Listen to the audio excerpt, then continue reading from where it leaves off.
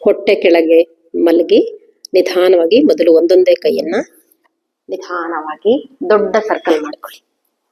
ಇಂದ ಒಂದು 50-60 ಸುತ್ತುಗಳನ್ನ ನೀವು ಮಾಡಬಹುದು.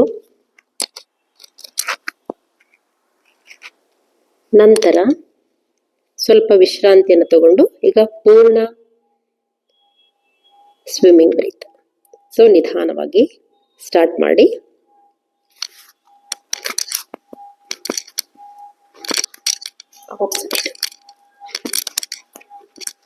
ಇದರಿಂದ 10 ಸುತ್ತುಗಳನ್ನ ಮಾಡಿ ವಿಶ್ರಾಂತಿ ತಗೊಳ್ಳಿ. ಮತ್ತು ಹೊಟ್ಟೆಯ ಕೆಳಗಿನ ಅಂಗಾಂಗಗಳ ಆರೋಗ್ಯಕ್ಕಾಗಿ ಶಲಭಾ ಬ್ರೀದಿಂಗ್ ಇರುತ್ತೆ, ಅದನ್ನು ಸಹ ಒಮ್ಮೆ ನೋಡ್ಕೊಳ್ಳಿ.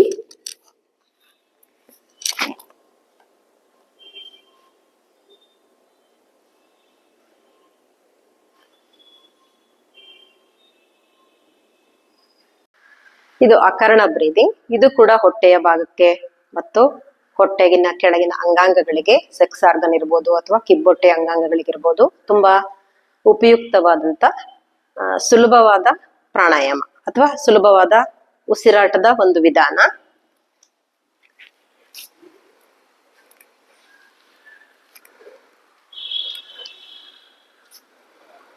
ಮೊಮೆಂಟ್ಸ್.